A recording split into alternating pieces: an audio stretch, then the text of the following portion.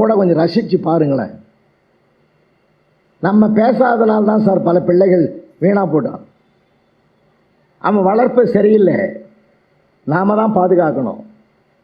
அன்றைக்கி ஒரு நாள் அவங்க அப்பா கேட்குறாரு, இன்னைக்கு என்னடா டேட்டு ஞாபகம் தான்னாரு.